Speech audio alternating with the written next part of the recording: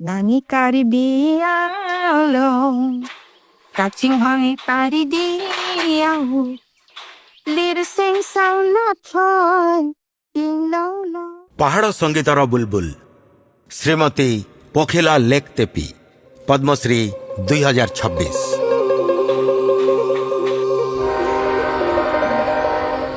କାର୍ବି ଆଂଲଂ ଆସାମର ଏକ ସୁନ୍ଦର ଗାଁ ଯେଉଁଠି ରୁହନ୍ତି କାର୍ବି ସମ୍ପ୍ରଦାୟ ଆଉ ପଖିଲା ଲେକ୍ ତେପି। ଯାଯାବର କଳାକାର ପରିବାରରେ ଜନ୍ମଗ୍ରହଣ କରିଥିବା ପଖିଲାଙ୍କୁ କାର୍ବି ସଙ୍ଗୀତ କେବଳ ଉତ୍ତରାଧିକାରୀ ଭାବରେ ମିଳିନଥିଲା, ବରଂ ସେ ଏହାକୁ ବଞ୍ଚିଥିଲେ। ପିଲାଦିନରୁ ହିଁ ତାଙ୍କର ଅସାଧାରଣ ପ୍ରତିଭା ଦୃଷ୍ଟି ଆକର୍ଷଣ କରୁଥିଲା। ସଙ୍ଗୀତର ଏ ପ୍ରକାରର ସ୍ୱରୂପ ସହିତ ତାଙ୍କର ଗଭୀର ସମ୍ପର୍କ ତାଙ୍କୁ ଅନୁଭବ କରାଇଲା ଯେ ଏହି ଐତିହ୍ୟ ସଙ୍କଟଗ୍ରସ୍ତ ଅବସ୍ଥାରେ କାର୍ବି ସଙ୍ଗୀତ କେବଳ ବୟସ୍କଙ୍କ ଭିତରେ ସୀମିତ ଥିଲା। ସେ ସମୟରେ କାର୍ବି ଗୀତ ତ ଥିଲା, କିନ୍ତୁ ପ୍ରଦର୍ଶନ କରିବାର ବେଶୀ ସୁଯୋଗ ମିଳୁନଥିଲା। ପ୍ରତିବନ୍ଧକ ଅନେକ ଥିଲା। ଦାରିଦ୍ରତାର ନିରନ୍ତର ପ୍ରଭାବ ଥିଲା ଆଉ ପରମ୍ପରା ମହିଳାମାନଙ୍କୁ ସାର୍ବଜନୀନ ମଞ୍ଚରୁ ଦୂରେଇ ରଖୁଥିଲା। ବର୍ଷ ବର୍ଷ ଧରି ପଖିଲା ପୃଷ୍ଠଭୂମିରେ ରହିଲା, ମରଣଶୀଳ କଳାର ଏକ ନୀରବ ପ୍ରହରୀ ସାଜି। କିନ୍ତୁ ତାଙ୍କ ସ୍ୱର ଗୋଟିଏ କ୍ଷେତ୍ରରେ ସୀମିତ ରହିପାରିବା ଭଳି ନଥିଲା। ବନ୍ଧନ ଭାଙ୍ଗି ସେ ଚର୍ଚ୍ଚରେ ନିଜ ମଞ୍ଚ ପାଇଲେ, ସମବିଚାର ଯୁକ୍ତ ଲୋକଙ୍କୁ ସାଥିରେ ନେଲେ ଆଉ ମହିଳାମାନଙ୍କୁ ଉତ୍ସାହିତ କରି ସାଥିରେ ଯୋଡ଼ିଲେ। ସେ ଦୁର୍ଗମ ଅଞ୍ଚଳରେ ବୁଲିଲେ, ବୟସ୍କମାନଙ୍କୁ ଭେଟି ଲୁପ୍ତପ୍ରାୟ କଳାର ଡକୁମେଣ୍ଟେସନ କଲେ। ଆପଣ ଗୀତର ବୋଲ ଲେଖନ୍ତୁ, ତାକୁ ସ୍ୱରରେ ସଜାନ୍ତୁ।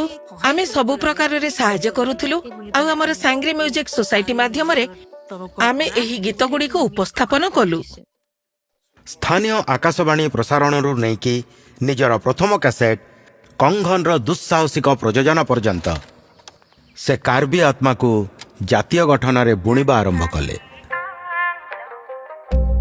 ଗୁରୁତ୍ୱପୂର୍ଣ୍ଣ ମୋଡ଼ ସେବେ ଆସିଲା ଯେତେବେଳେ ସେ ଜୁବିନ ଗର୍ଗଙ୍କ ସହିତ ନିଜ କଳା ପ୍ରଦର୍ଶନ କଲେ।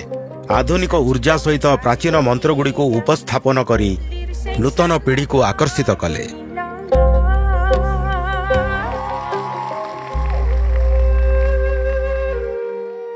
ପଚାଶ ବର୍ଷ, 300 ଗୀତ। ସେ କାର୍ବି ସଙ୍ଗୀତକୁ ପାହାଡ଼ରୁ ଆଣି ଲୋକଙ୍କ ହୃଦୟରେ ପହଞ୍ଚାଇ ଦେଲେ। ଆଜି ପଖିଲା ହେଉଛନ୍ତି କାର୍ବି ସଙ୍ଗୀତର କୂଳମାତା। ଲେଖିବା, ମାର୍ଗଦର୍ଶନ କରିବା ଏବଂ ଉପସ୍ଥାପନ ଦ୍ୱାରା ଅତୀତକୁ ସଂରକ୍ଷଣ କରି ସୁନିଶ୍ଚିତ କରୁଛନ୍ତି ଯେ କାର୍ବି ଆଂଲଂର ମହିଳାମାନେ ନିଜର ଭବିଷ୍ୟତ ନିଜେ ସ୍ୱରବଦ୍ଧ କରନ୍ତୁ। ମୁଁ ଆଶା କରୁଛି ଯେ ଆମର କାର୍ବି ଆଂଲଂ ଆହୁରି ପ୍ରଗତି କରିବ। କାର୍ବି ଆଂଲଂର ମହିଳାମାନେ ମଧ୍ୟ ପ୍ରତ୍ୟେକ କ୍ଷେତ୍ରରେ ଆଗକୁ ବଢନ୍ତୁ, ଏହା ମୋର ସ୍ୱପ୍ନ। ଶ୍ରୀମତୀ ପଖିଲା ଲେକ୍ ତେପି, ପଦ୍ମଶ୍ରୀ 2026 ସମ୍ମାନିତା। କୋଟି କୋଟି ନମସ୍କାର।